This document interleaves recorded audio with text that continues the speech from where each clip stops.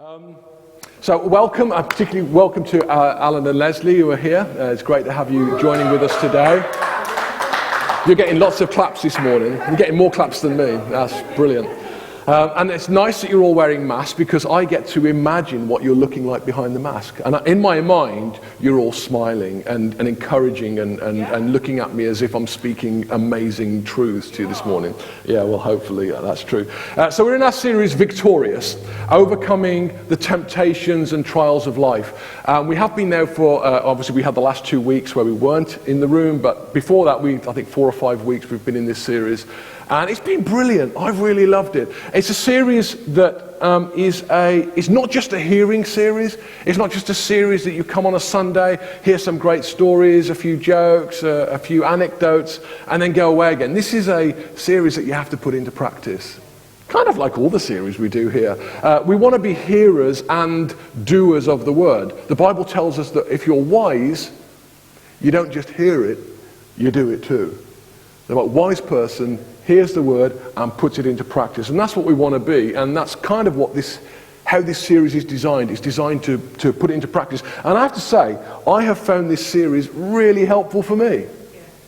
I don't know about you, but I've taught some amazing things in this series that I've actually put into practice during the week. There was a few weeks ago, I talked about how you can talk to temptation.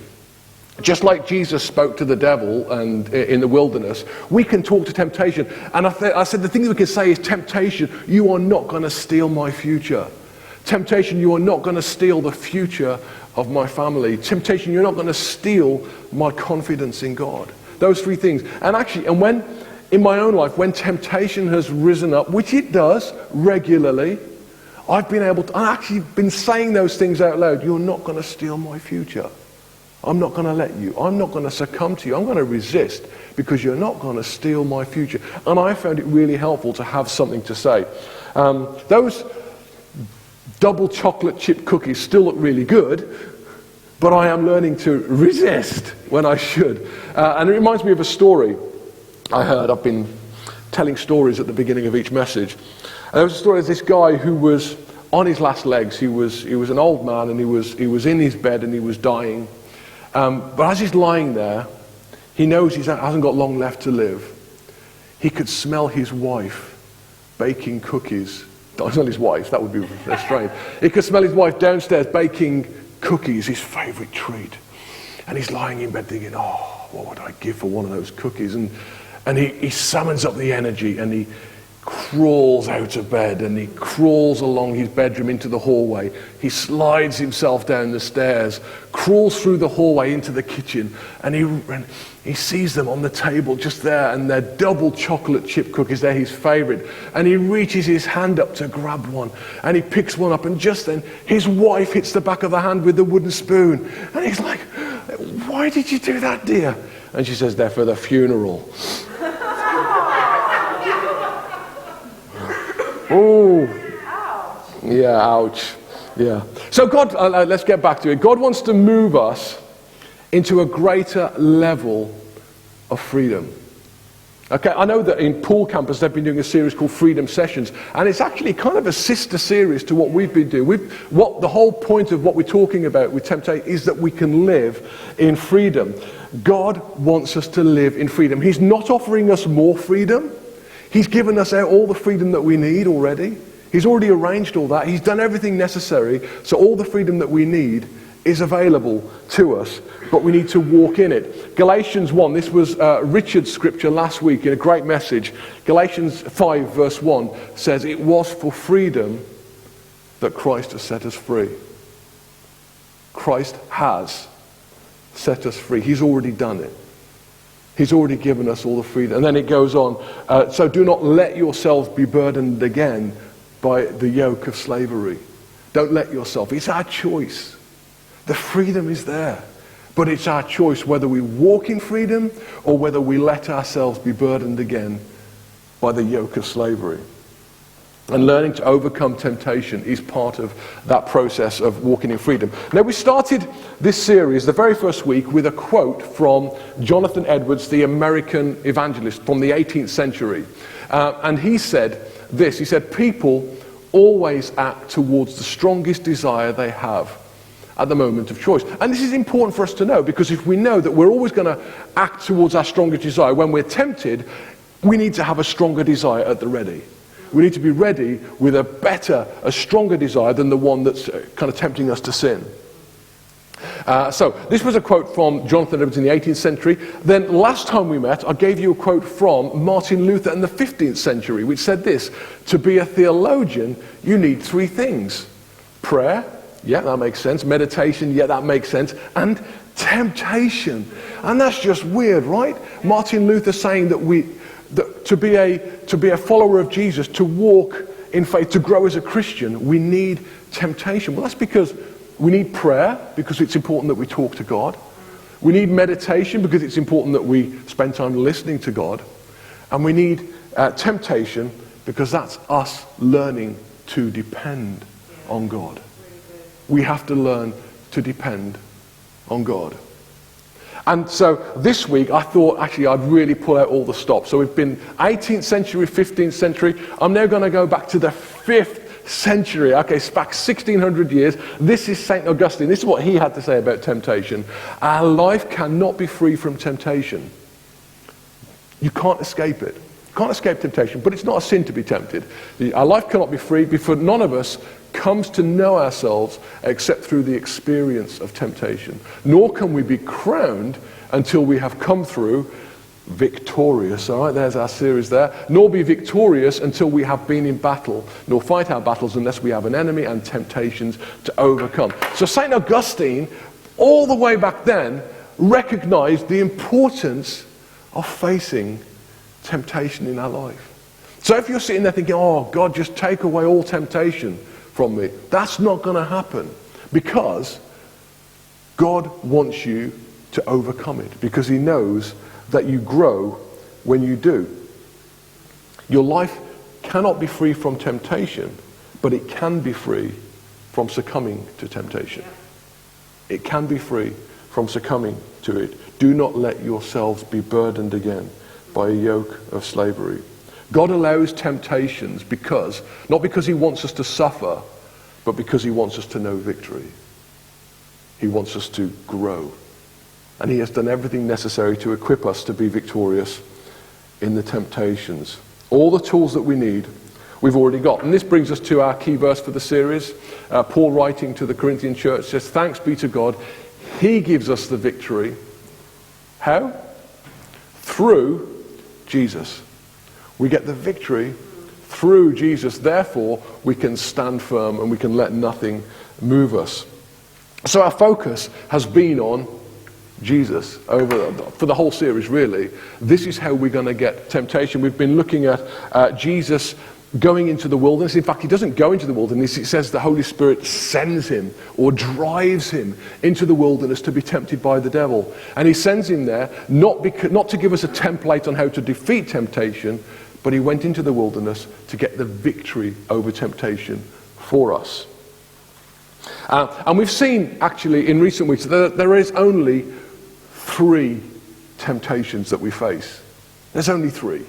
Okay, so we've made it nice and easy, and we've looked at the first 2, and we're going to look at the third one today. I like how the Apostle John writes it. He says, do not love the world or anything in the world. Everything in the world, the lust of the flesh, that's the first one, the lust of the eyes, and the pride of life. Those are our 3 temptations, comes not from the Father, but from the world. So, the lust of the flesh.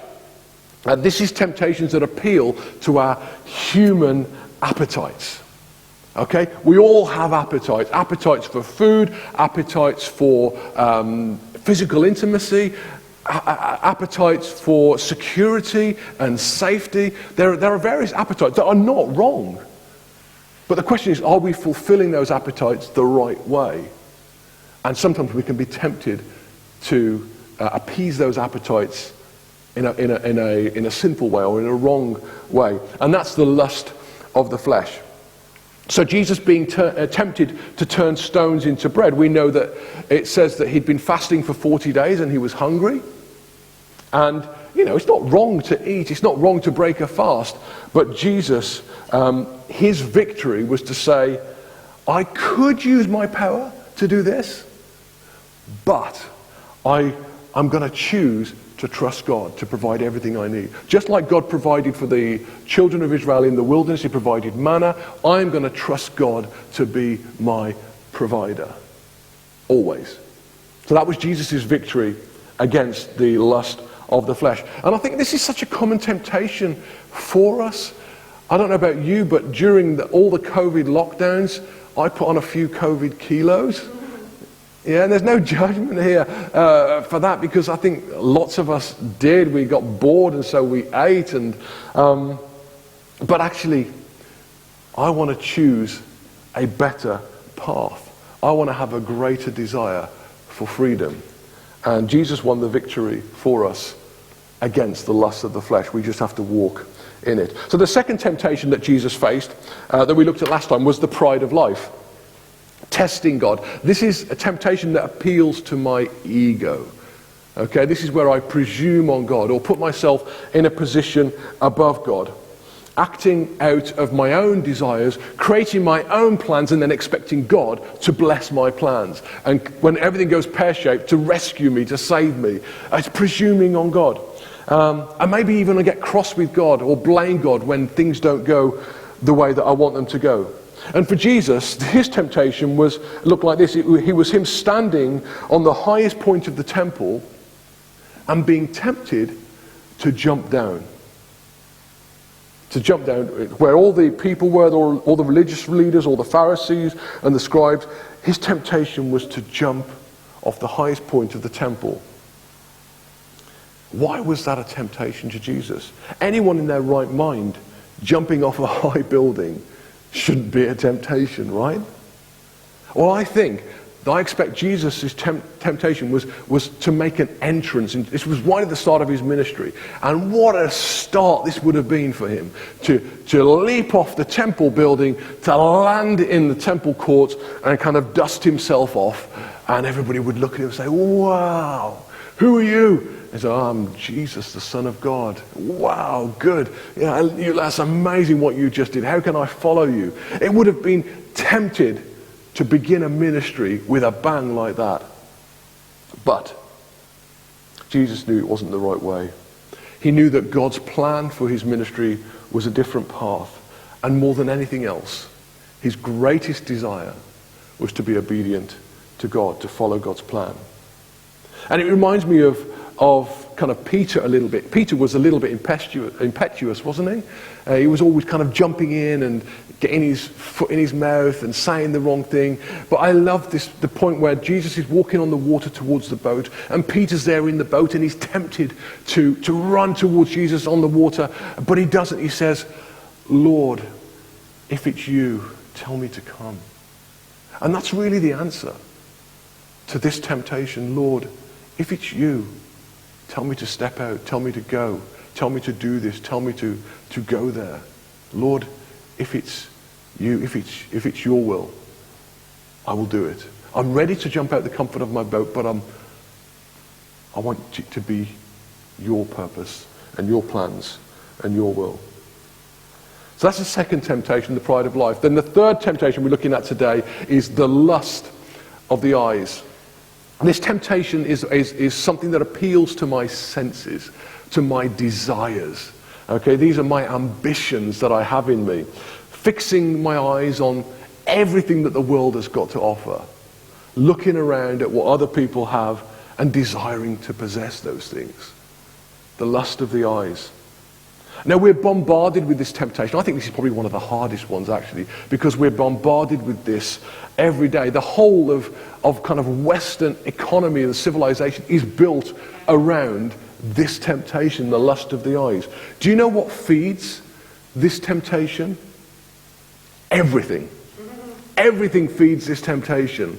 Advertising, we're bombarded with the internet and social media and TV adverts and the backs of buses all day long, telling us that we should be upgrading, that we should get in this new thing, new shiny thing, rejecting the old and buying a new thing. We'll find true happiness if we do this. Who knows that it's Black Friday this coming weekend? Yeah, I know, I've already been looking. I kind of can't stop myself, but I must. For many people, things are not just things. They're tied into their identity. They think, if I just have this car, if I just live in the right road, if I dress a certain way, if I go to the right school, if I hang out with the right people, if I eat the right food, then I'm going to be happier, or I'll be acceptable to people. There's an advert at the moment that I've seen. It's for beer, Peroni beer, and this advert is a boat in the middle of the beautiful blue Mediterranean Sea. And on this boat there's some young, trendy, tanned Italian men and women looking all groomed and beautiful, and they're all holding bottles of Peroni beer, and they all look so happy. And I'm watching this advert and I'm thinking to myself, I know what you're doing. You're trying to tell me that if I drink Peroni beer, I'm going to be like that. And I know it's a lie. But then I'm in Tesco and I see Peroni beer and I think, yes, I want to be tanned and young and happy and Italian and at the Mediterranean, so I'm just going to put those in my trolley. It works. It's a subconscious thing. And we all buy into things. Maybe not that one, but there's all sorts of things going on all the time. It hasn't always been this way. Advertising back in the olden days, back in my parents' days, it used to be... It used to be that advertising was information. They would look like this. They would say things like, you can taste the fruit. Buy fruit gums, you can taste the fruit. Or you'd see this one, tired? Drink Coca-Cola, it relieves exhaustion. That sounds like a good plan. Or this one, asthma cigarettes for your health. If you have asthma, smoke a cigarette. I don't know where that came from. Strange. Dr. Batty. Yeah. Asthma, hay fever, foul breath, all diseases of the throat, head colds. This cigarette treats those things. No. And my favourite, they're happy because they eat lard. I love that. So good. So good. But I was saying that, I laughed at this, but then I remembered how my nan, my dad's mum, when we would go there, she would sometimes give us beef dripping. Yeah. Spread on bread. Oh, beef dripping is the best. That I was happy because I ate fat. Yeah. All right. So where does this idea of advertising that we're going to become happy if we buy things come from? Well, let me give you a bit of a history lesson. It started after the Second World War. What happened was the governments were there thinking, we've got to somehow kickstart our economy. We've gone through this difficult time. We've overspent. We've kind of been fighting this war. And they got together with heads of business and marketing executives, and they came up with a plan. And their plan was to create economies built out of consumerism. That was their plan. There's a quote here from a Wall Street banker at the time who wrote this: we must shift from a needs to a desires culture. People must be trained to desire, to want new things even before the old has been entirely consumed.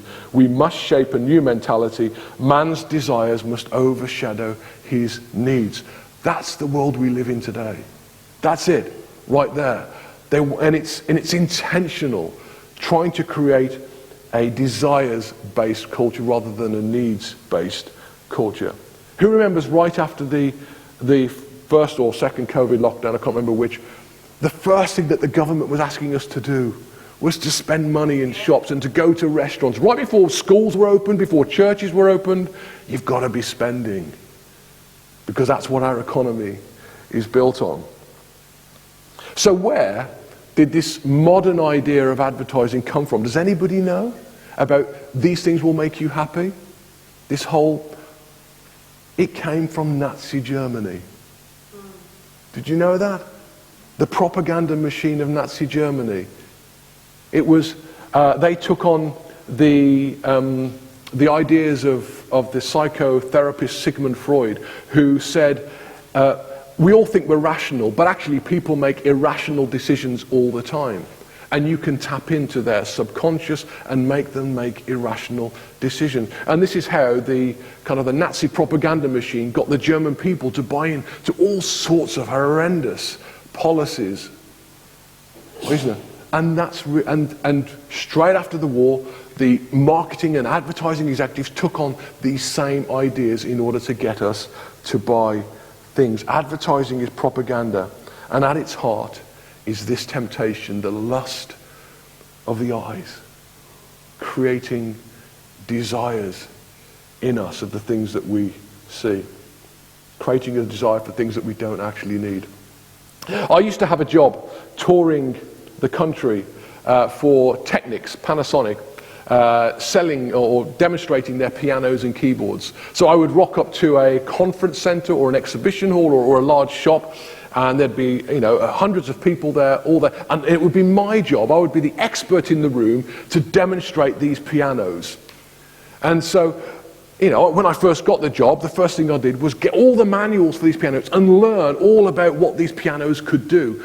Okay, and so I would sit there. I'd have a crowd of people behind me, and I'd say, this piano is this SRPR 104 digital ensemble. It's got 128 note polyphony. It's got touch sensitive weighted hammer action keys. It's got a 16 track sequencer, 16-bit samples. This is the best piano. And I'd look around and everybody's eyes would be glazed over, just like yours eyes are glazed over right now.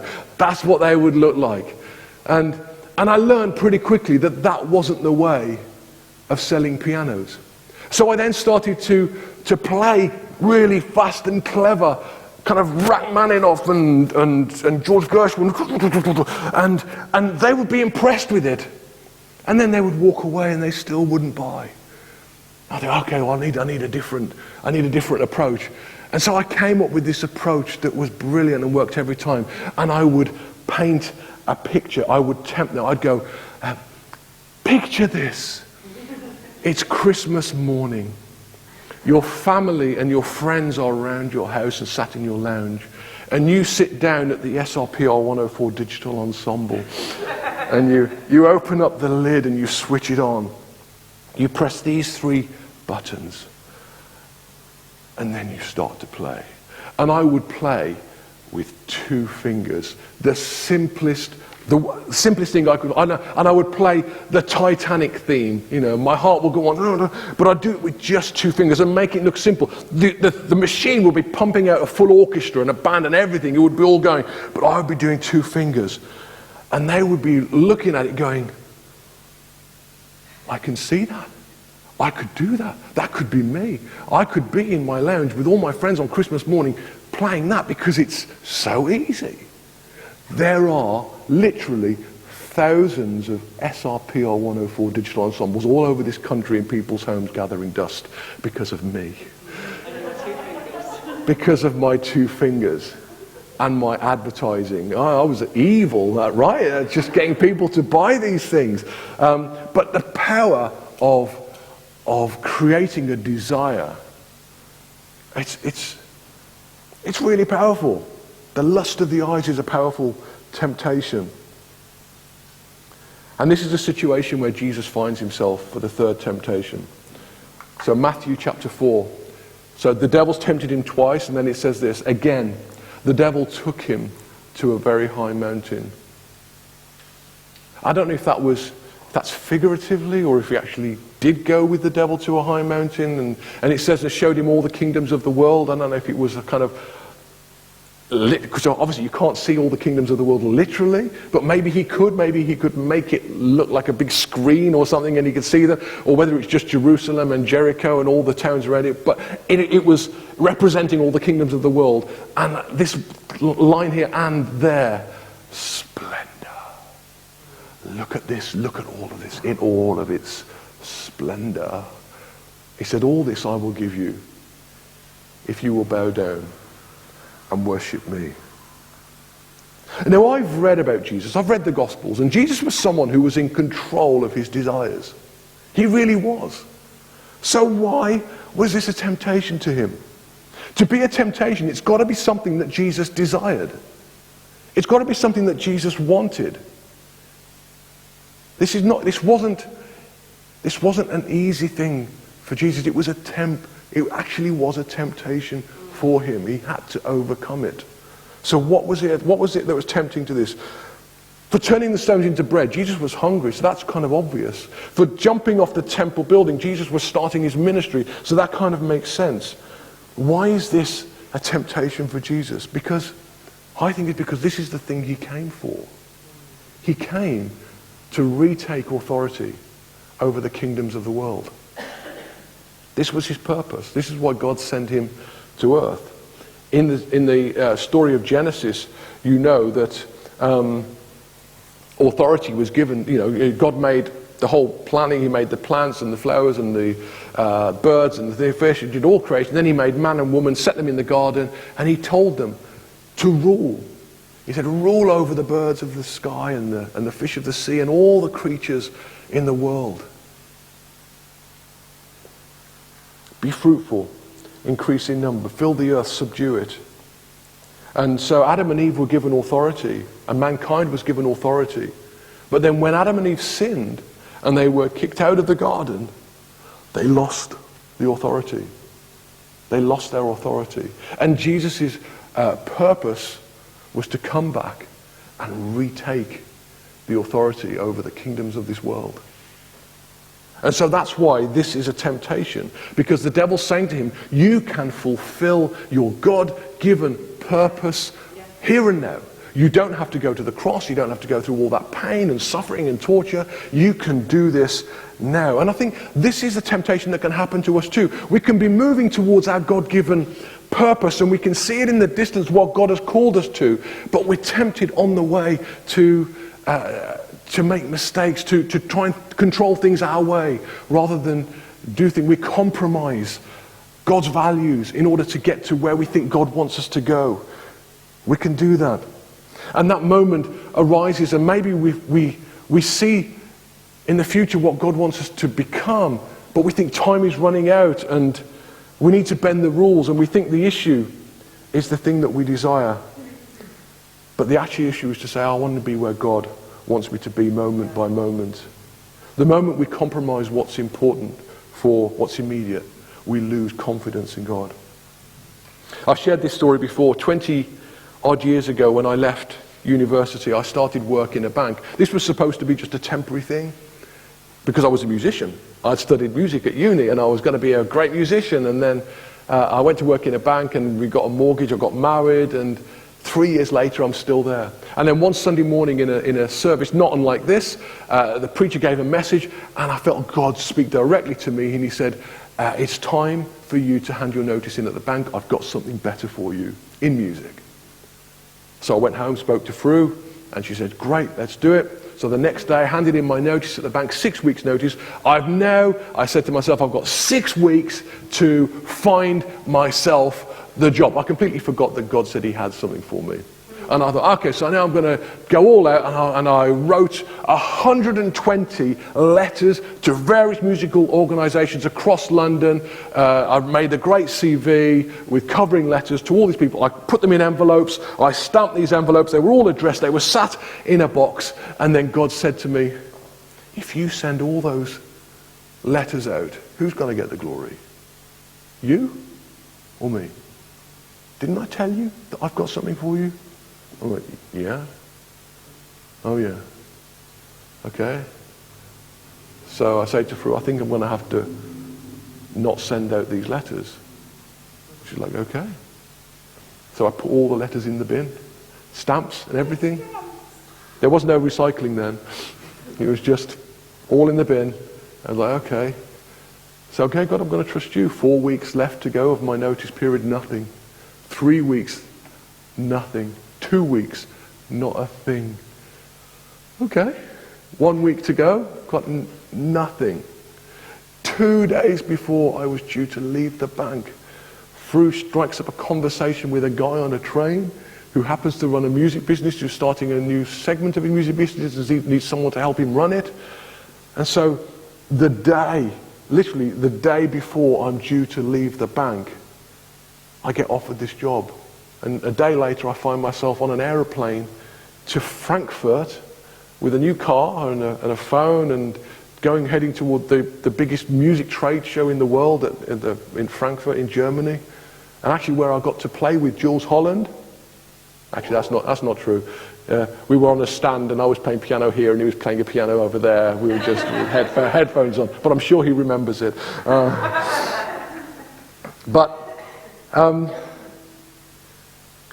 It's not just the destination that's important.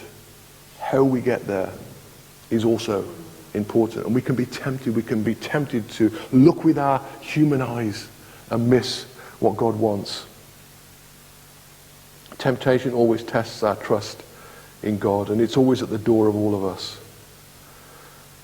And we can slip into looking around at what others have and what their lives are like, and I can compare my circumstances with other people and feel like I've been shortchanged. Just very quickly, there's a guy in the Psalms, a guy called Asaph, who wrote 12 of the Psalms. He was one of the worship leaders appointed by David. And Psalm 73 is one of the ones he wrote. And it's an honest portrayal of this exact temptation, the lust of the eyes. To look at somebody else's success and to say, what's the point in doing the right thing?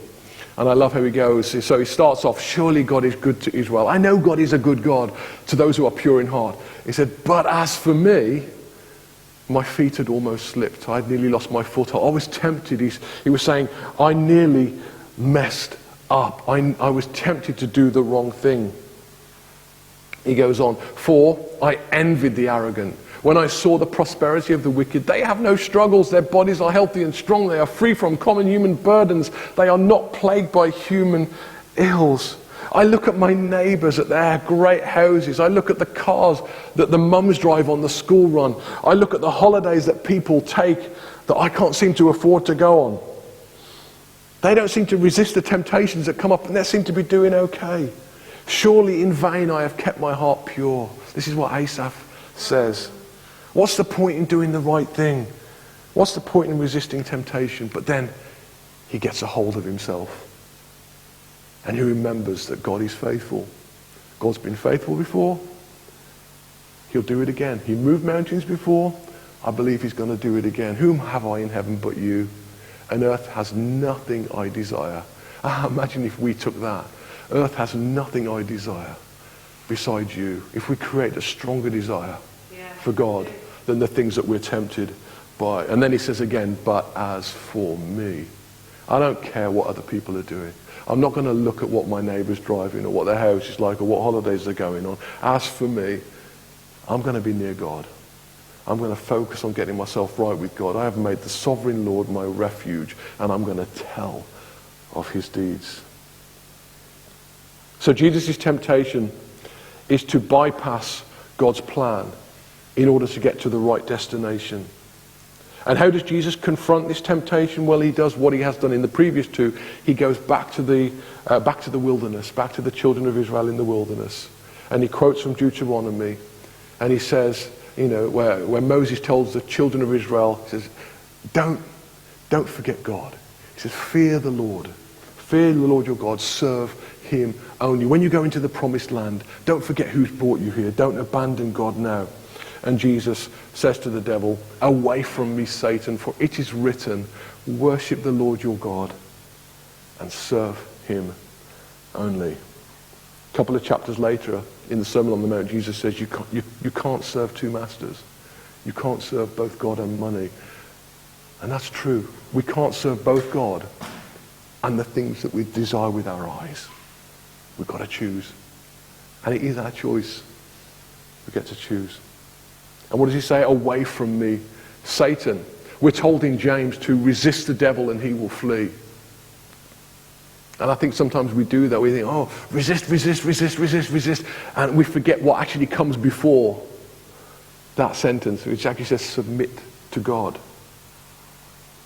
Submit to God and resist the devil and he will flee from you. Actually, it's the submission to God. That's how it starts. It's paradoxical, really, that our victory comes from a posture of submission to God. A submission that creates a desire for a better relationship with him. Now, Jesus had a strong desire for all the kingdoms of the world. I'm nearly done. I know we're going to go over time, but I'm nearly done.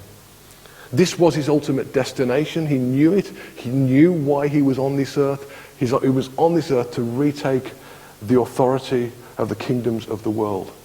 And so that desire is in him.